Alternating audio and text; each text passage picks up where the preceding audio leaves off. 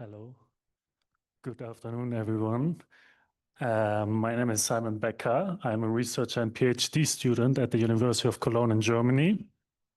And we do research in collaboration with the University of Western Cape on digital practices, on ICTs, on adoption of ICTs, barriers of adopting ICTs, and the impact of ICTs in the e-waste sector in South Africa. And I'm very excited to share some of the research findings today in this session. And my name is Matthew Lubari. I work for a nonprofit organization called Community Creativity for Development, where we're advancing repair and as well e-waste management in Uganda and in South Sudan. But we are also affiliated to the global repair movement. Thank you. And we will be showing you some practical aspect related to e-waste management and repair. So today we plan two presentations. First, I will present some of my research findings. Then Matthew, as he just said, will introduce his organization. And then we still have some place and room for discussion. So I will stand up for the presentation at least. Today, okay, my research is on all the e-waste actors. So these are informal waste pickers, repairers, scrap yards, buyback centers, recyclers, exporters. But today in this presentation, I will focus on the informal waste pickers. But I'm aware that not all of us are familiar with the e-waste sector in South Africa. So I thought I'd bring an illustration on the value chain of e-waste, on the actors, and also some pictures of the actors involved. So this is, of course, a very simplified illustration on how e-waste is traded and treated. But I think it can give you a good understanding on, how e-waste is traded. So when we look at the left side, the waste producers are obviously the households, the companies, government, municipalities. And wherever official municipality collection happens, it will end up at landfill sites. So from government side, there's no official recycling.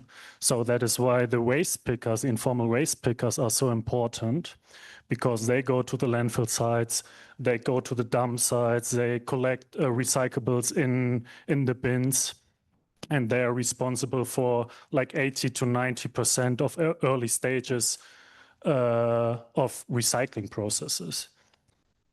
And just in South Africa, there are like 60 to 90,000 informal waste pickers. So you can see that this is a livelihood for many, many thousand people. Yet they have very low and very unstable incomes, and they're also a marginalized group. And that's why we wanted to look on, okay, do they adopt maybe ICTs? Do they use phones? Do they use WhatsApp? And what are the impacts of using them? Then the next actors are the buckies.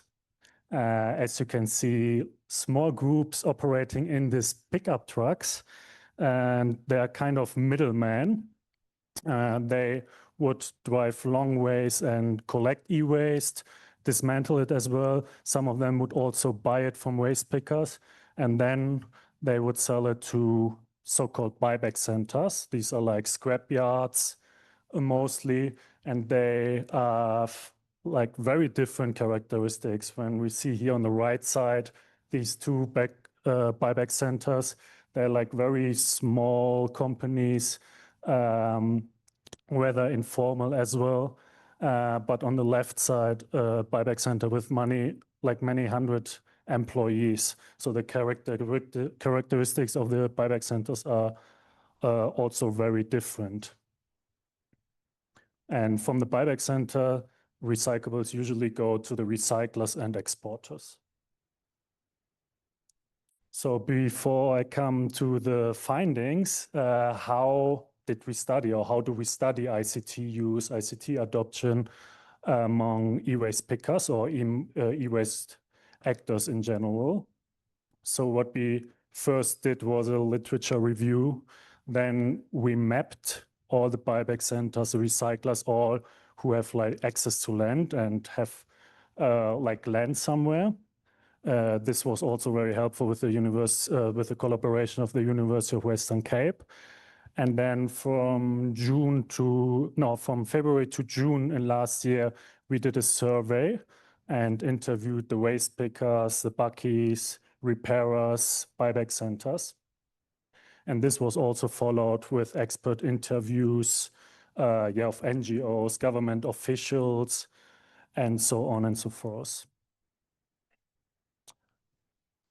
So I'm not sure who is familiar with Cape Town, but I just brought a map to show you where we did interviews. So of course we just did interviews in Cape Town, but we tried to like have the diverse landscape for Cape Town at least. So we did, this pointer's not working, interviews in the city center, in the more wealthy southern suburbs, but also in industrial areas like Paro Epping, but also in townships like Kailicha or the Cape Flats, also here in the outskirts in Strand and Stellenbosch.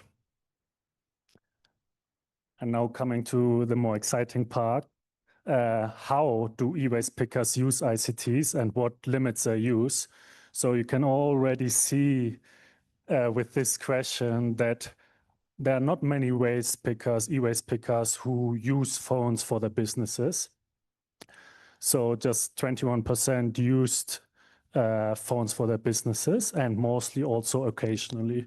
So most of them would use phones for communication, for coordination. So they would call or WhatsApp a friend or another company to ask if they have some recyclables to collect, if they have some e-waste to collect, and then they would go there and collect it or even buy it from the companies.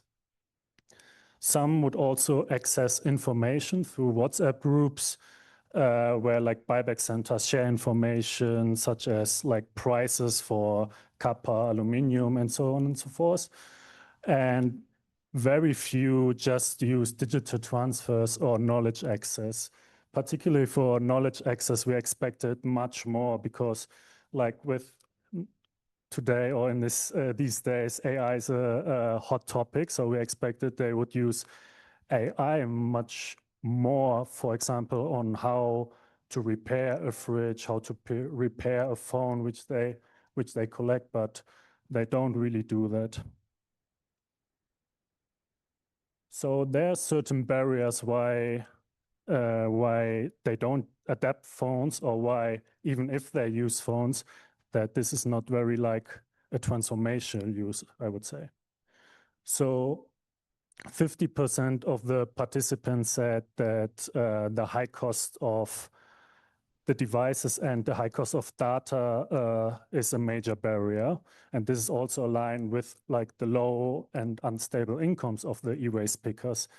As you can also see in this quote here, I do it to feed my family and put food on the table at the end of the day, no capacity for phones.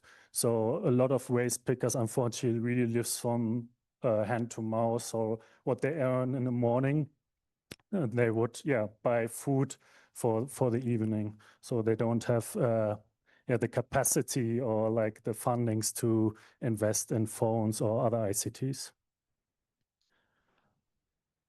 Another major barrier is security. So security plays a major role in waste picking in Cape Town, but also in South Africa. Not just in adopting phones, but in general, waste pickers, they operate at night, they operate in public spaces. So they're constantly harassed by communities, unfortunately, but also by private legal law enforcement. So even if they would have a phone, they would just rather leave it at home because a phone makes you a target to be robbed. And this also what one manager of a buyback center said, the waste pickers don't use their phones because it's too insecure and their phones would be stolen.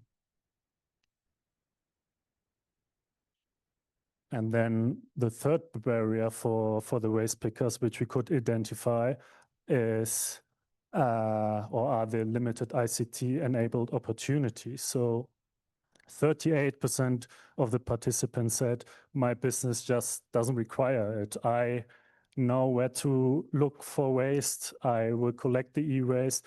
If I know how to repair the device, I repair it, but most of the time it's damaged anyway. So I know my collection routes. I know where my buyers are, my trusted and closest buyer. So there's no need in using phones and the internet and like accelerating my businesses.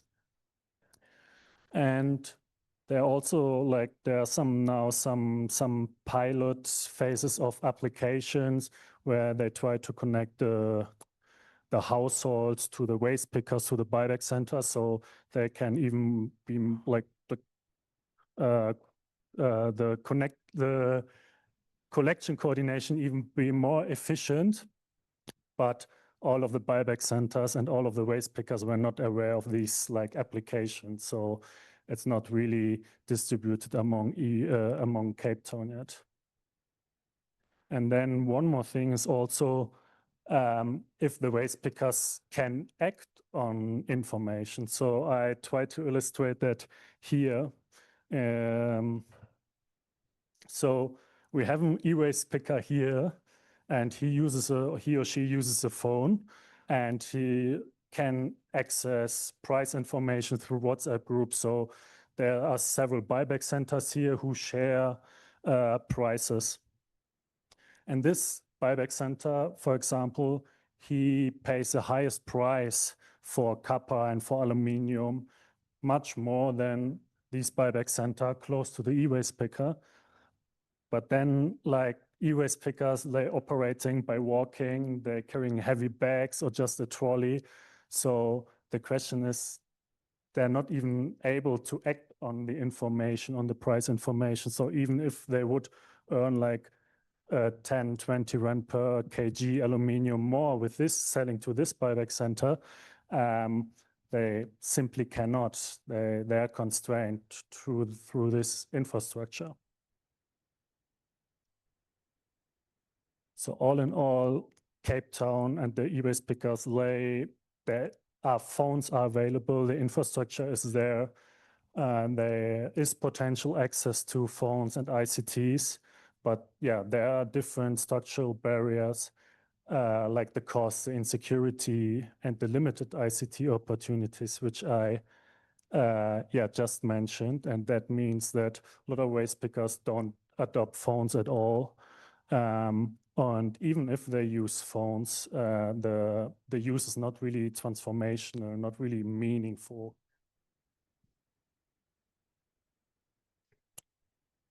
So in this already the end, I hope I made clear that, a lot of waste pickers don't use it. The use is not really transformational, and there are, structural conditions which shaping this situation.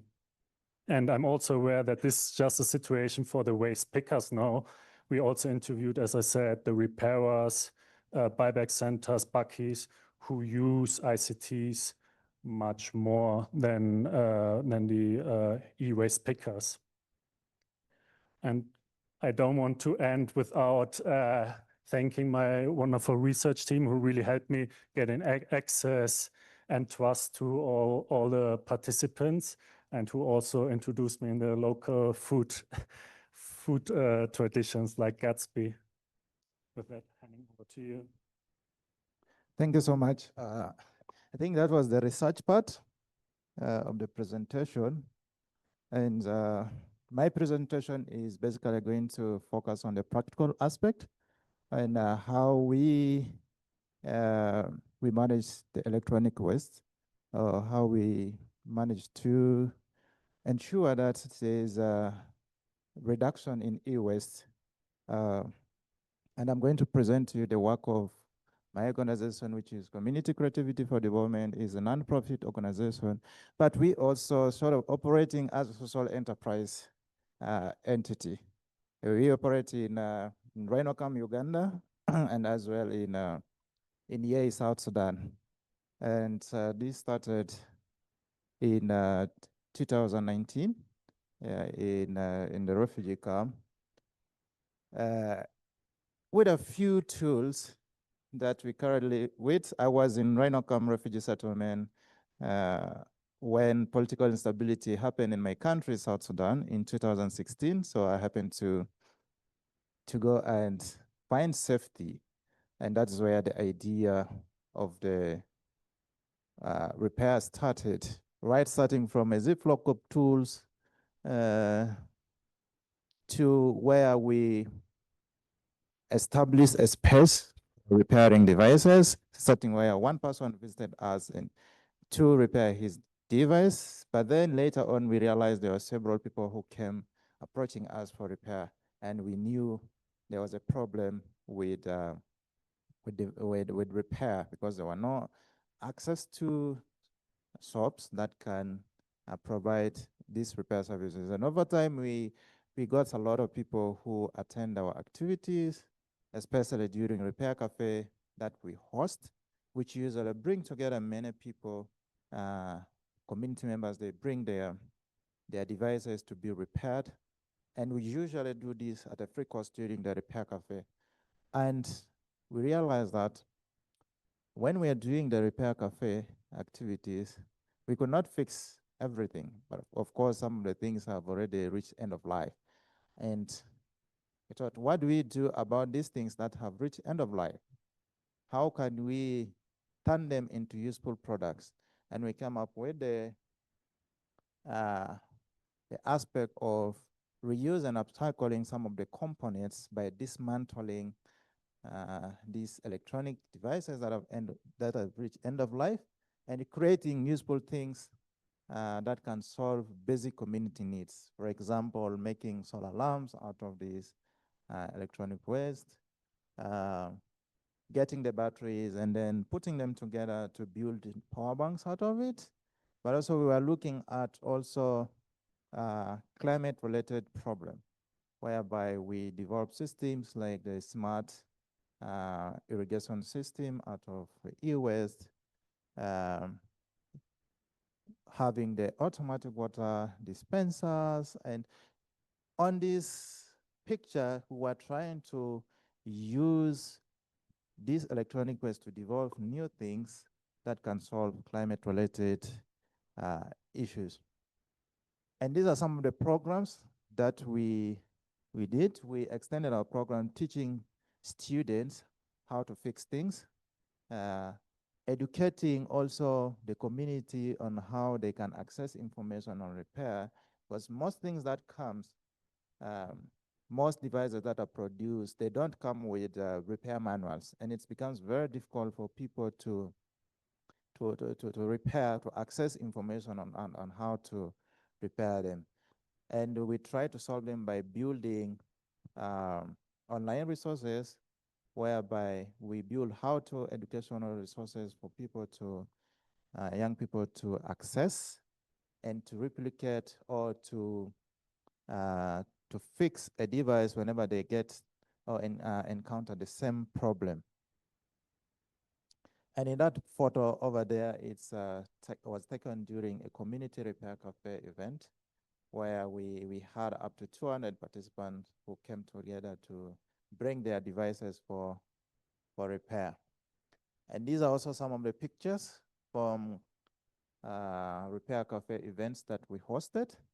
We hosted series of those Repair Cafe, including International Repair Day, which usually happens on the second week of October annually. And this International Repair Day, it's not only celebrated in one country, it's celebrated globally, where repairers, they host repair cafe events in the different countries on the different regions where they operate. And also in one of these picture, it was a picture taken during a campaign against Microsoft's decision to end Windows 10 support services where millions of users were rendered, their computers became e-waste because they could not able to install uh, Windows 11 because of hardware-related support. And we say, especially people from marginalized background who use old computers, they were unable to install, um, Windows, advanced Windows version, unless if they install Linux. And with Linux, it's also complicated for some communities who have low level of digital literacy. They are unable to use Linux operating system. So we were trying to create awareness on this and also teaching our people of alternatives to keep their devices running, even if one of the operating systems for Microsoft is unable to fit in an old device. So we do like the mobile repair cafes, like moving from one location to another and host these repair cafe events in markets and as well in other locations that cannot access our centers. Because we have set up community repair cafe centers. And these centers are self-sustaining. They have an income generating model where people, when they visit the repair cafe, they pay for the services uh, that are offered for the repair. And we also collect the electronic waste in these repair cafes that we usually host.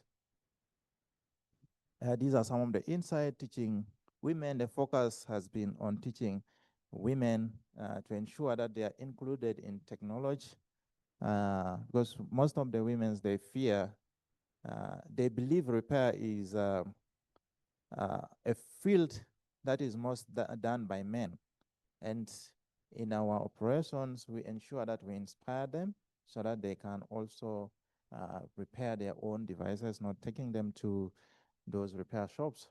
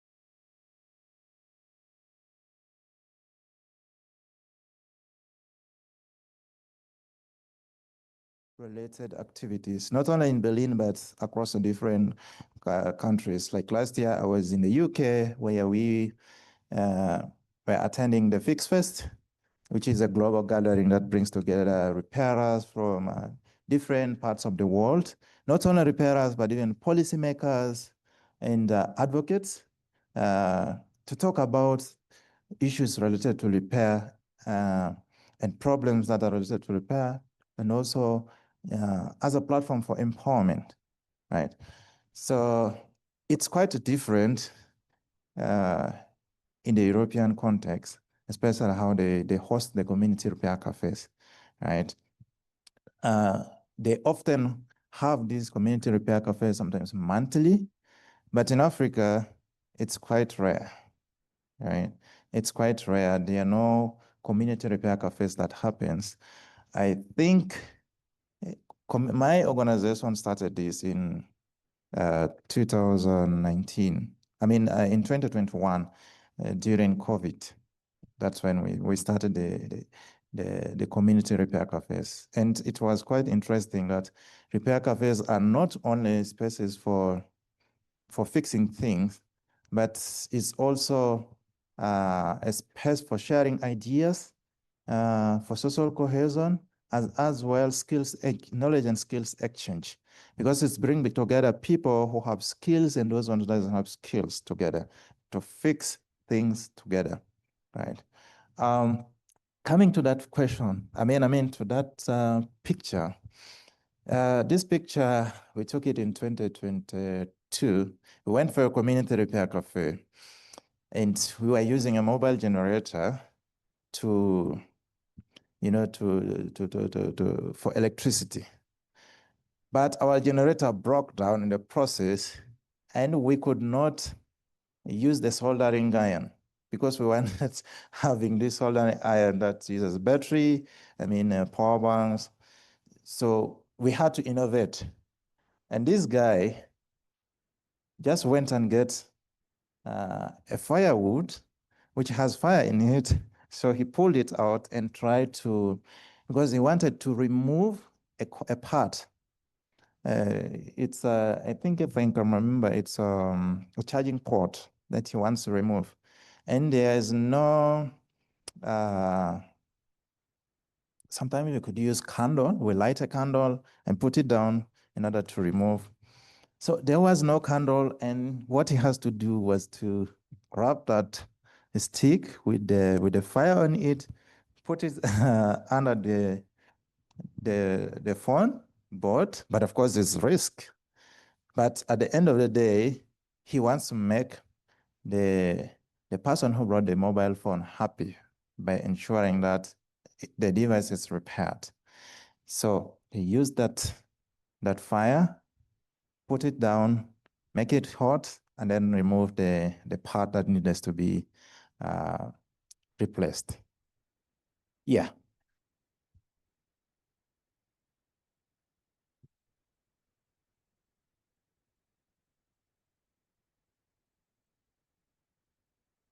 Thank you so much, Simon and Matthew, for your presentation. My name is Irene. I work with CRS, and I particularly work in the youth employment program.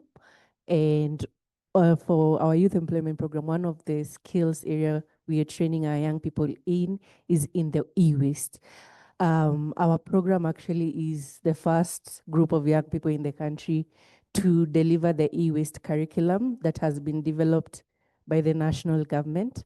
So my question to either of you, how have you seen the transition from not just gaining the skills around repair and waste picking, but transitioning into something that can earn you a dignified and sustainable income, especially in this sector for the young people? How have you seen it, and what are the career growth opportunities within this sector? I think I can quickly respond to that. I want to give you an example in our operations in South Sudan, where we had our first training on repair. That was in 2023. And out of, we trained 15 participants in basic repair skills. And now we had about 5 young people who have established their repair business, and they're earning money out of it because of that basic repair skills that we have given to them. So repair, it's not just only fixing this, but it's a source of livelihood by creating green jobs, right? I'm very much amazed, and I've been following up the work of the WE Center in Kenya. They are really doing amazing work, right? And sometime back, I think I got in touch with the colleagues from the US Center, and one of the things that I was trying to establish partnerships, and I had always been following up, especially there's the conference, the US conference that usually happens. I had always loved to come and attend, but unfortunately I could not because of limited resources. I hope that maybe this time around I'll be able to make it up to join this. So beyond this livelihood, what we are working towards now is we wanted to create a network called the African Repairers Network, which brings together repairers, informal repairers, including those ones who are specialized. You find that repairers, most of them are based in the cities because that's where money is. But in the villages, you find there's a few.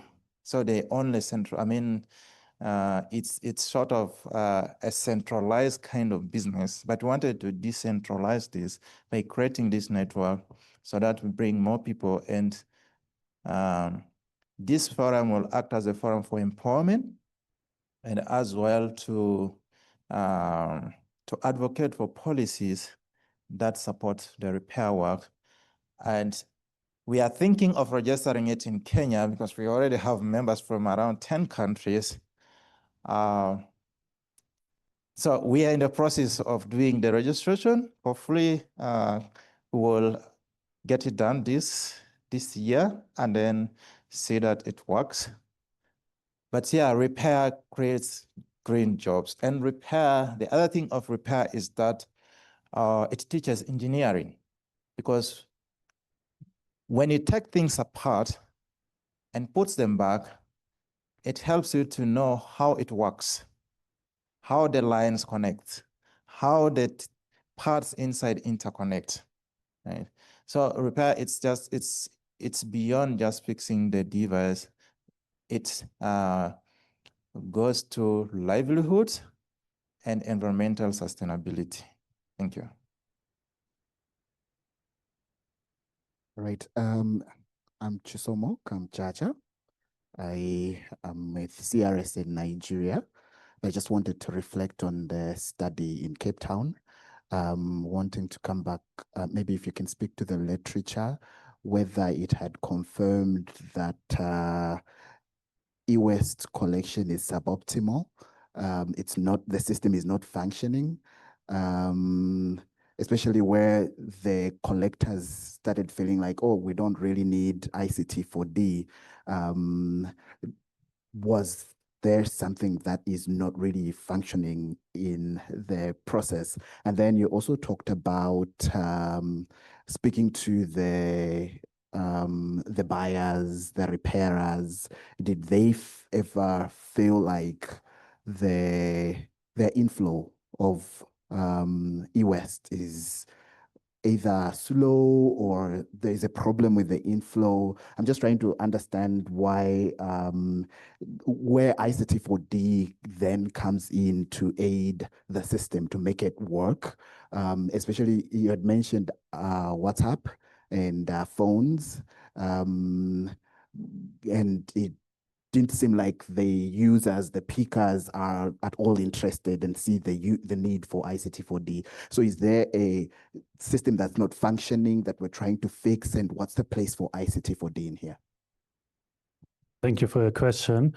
I think of what I learned is that the collection system is highly functional, like particularly if you go to the more marginalized areas, the waste pickers, they would collect like whatever is valuable. So the collection is functional.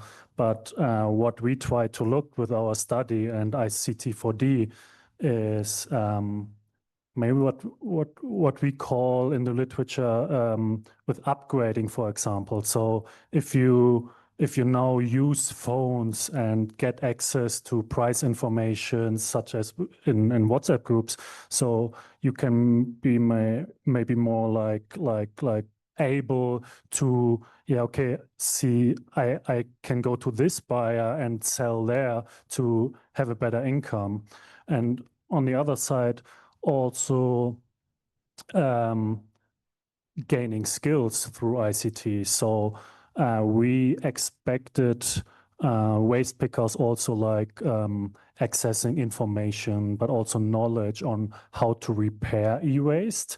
So if you don't just dismantle and burn the cables to sell the copper and dismantle the fridge to sell the aluminum and the light steel, but rather repair the fridge, so you would have a much better income, right? Than just like dismantling and selling the parts. So that's where our research came in.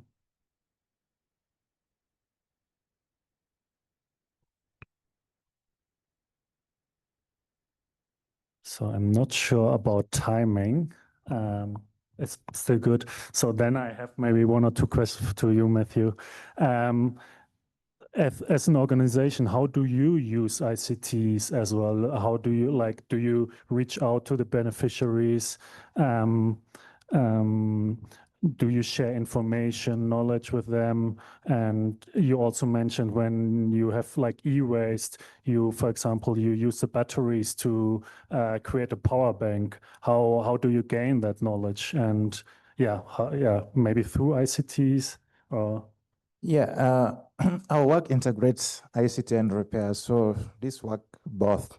We train them on digital skills so that they can access information. Like I said, access to repair information is very difficult, right?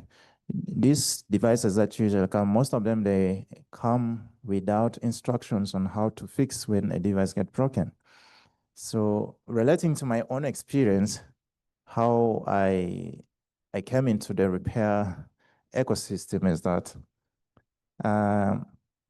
one time I was locked out on my phone and I couldn't fix it. And I took it to a technician who charged me a lot of money and was unable to let me see how to fix it.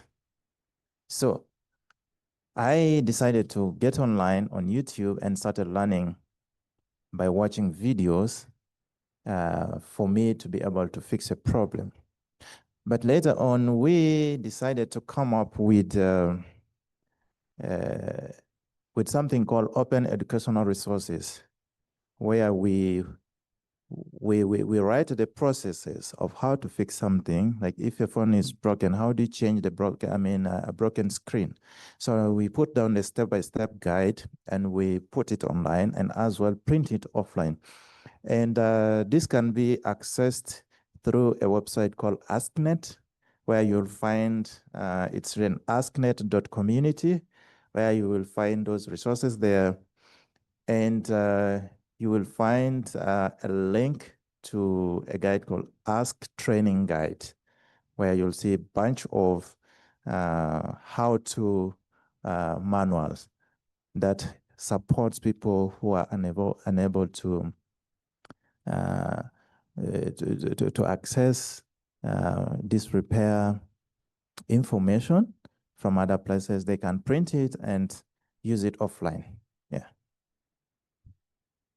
Great approach, I think. And when we had our first call, you also mentioned like the African repairer platform, which you are trying now to implement. Can you maybe elaborate a bit more on this? Because I think that's a very important and needed platform. Yeah, I think our time is up, but I can give a quick response to that. This network was founded in because of the issues of the lack of repair forums, but as well there's a lack of data when it comes to repair. Right? If you go online and search for repair data, you'll not find it. Currently, on things that on repair data, like on the repair cafes that we do, we are contributing to a global data collection tool called Fixometer, which is developed by the Restart. It's a European right repair movement, but it's also globally. So we contribute to that platform. Our data is usually, and in their system, it measures the amount of waste that is being reduced and the amount of carbon that is being reduced. Yeah. Thank you. Otherwise, thank you so much, members, for coming to attend these sessions. Feel free to get in touch with us to know more about this program. Thank you.